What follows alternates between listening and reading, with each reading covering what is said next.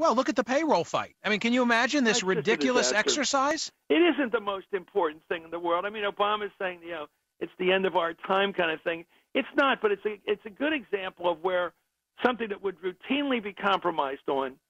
And, here's my argument. If I were a Tea Party or a real conservative, I'd say this. Look, if you want government spending to get cut, the only way you're going to do it is to get a deal with the Democrats because they're not going to let you do it by yourself. So you got to cut a deal. So here's your trick. You want to cut government spending, say $4, well, then raise taxes on the rich by $1. And then you'll get your $4 in cuts, and you'll get the deficit reduced by $1 on the other side.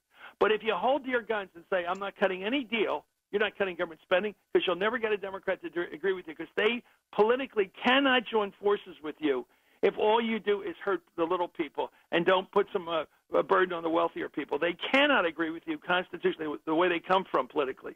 So if you want to really reduce the size of government, your best opportunity, your only opportunity, is get a really good 4-to-1 deal, 5-to-1 deal, but get a deal. Because if you don't get that deal from the Democrats, you're not making progress as a conservative. But then again, I'm not one of them. I'm not a Tea Partier. But if they had a leader, which they don't seem to have, I think that leader, he or she, would tell them, here's the smart move. Grab Nancy Pelosi around the neck and basically say, here's the deal. We will give you a tax cut we will restore the Clinton tax rates, 39%, if you will do the following on spending. Or if she doesn't do it, go to Steny, the number 2 guy, and get him to do it. But find a deal. That's what I would do. In the old days, that's what they used to do. Is Newt tanking as we speak? Tanking. He's dropping. I look at these polls and I say to myself, is he just another Roman candle? I guess the longest burning candle was Herm Cain. He lasted 3 or 4 weeks.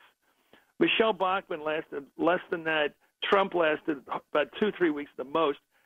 I think Newt may last a bit longer. The question is, will he still be burning January 3rd? And my guess is that's going to be one close election out there. And the safe vote that I think a lot of people are going to register is Ron Paul. They're going to vote for Ron Paul as like a parking space. Don't you think? Yeah. It's a safer vote than picking a president because Ron Paul will never be the nominee.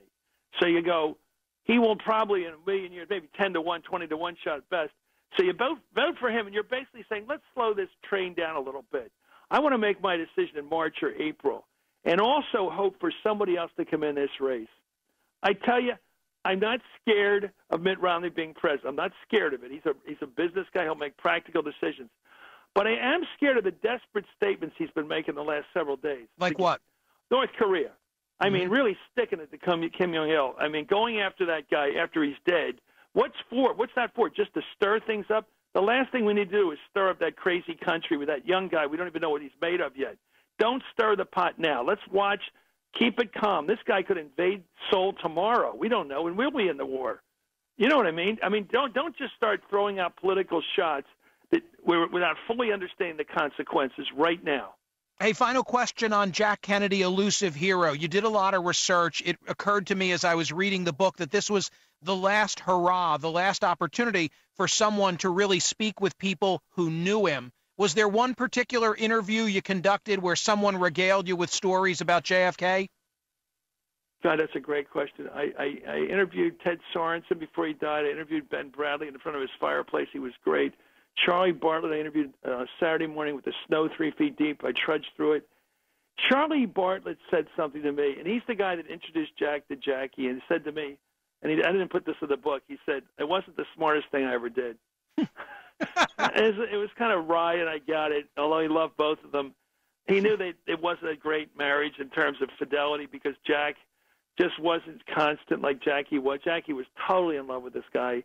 And who knows what was missing there or what made him drive him, what sent him out looking around for other women. Who knows? She thought it was the fact the mother never loved him and that he had sort of a sickly youth and he always was looking for new company. She was trying to figure it out. She also said all men are a combination of bad and good, and Jack was like the rest of them. But I guess when he said something, we spoiled him. I guess he said we spoiled him. We made his life too easy. And that we should have been more strict in demanding to behave like everybody else. That he was treated like a prince. I think that was pretty powerful stuff from a guy that really loved Jack Kennedy. We spoiled him. Congratulations on the continued success of the book. Thank you, Michael. Look forward to hosting you. Congratulations on your continued success. And I'll be back on Hardball, as you've been telling people, tomorrow night with Kathy. Thursday and coming Friday. on with me tomorrow night. Nice. Hey, Chris, I love thank you. It's coming in there. I love you holding the fort. You do hold the fort. It's a privilege. That's how I regard it. A privilege. Happy holidays, Michael. You too, buddy. See you. Merry Christmas.